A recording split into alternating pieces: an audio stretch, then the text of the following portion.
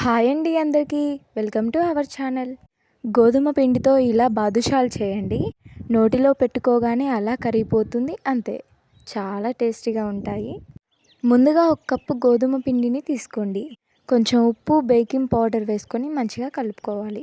ఇప్పుడు కొంచెం నూనె కానీ బటర్ కానీ వేసుకొని మంచిగా కలుపుకోవాలి. చపాతీ పిండిలాగా కలుపుకొని పక్కన పెట్టుకోవాలి. ఇప్పుడు స్టవ్ మీద ఒక ప్యాన్ పెట్టుకొని ఒక కప్పు చక్కెర, ఒక కప్పు వాటర్ పోసుకొని కరిగిన తరువాత ఇలాచీ పౌడర్ వేసుకొని జిగురు పాకం వచ్చిన తర్వాత స్టవ్ ఆఫ్ చేసుకొని పక్కన పెట్టుకోవాలి.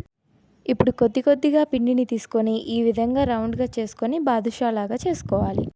ఆయిల్ గోరువెచ్చగా ఉన్నప్పుడు బాదుషాలు వేసుకోండి. స్టవ్ మీడియం ఫ్లేమ్లో పెట్టుకొని ఫ్రై చేసుకోవాలి. ఇప్పుడు ఈ విధంగా ఫ్రై అయిన తర్వాత పాకంలోకి వేసుకొని అరగంట పక్కన పెట్టుకోవాలి. అంతేనండి, చాలా టేస్టీగా ఉంటుంది.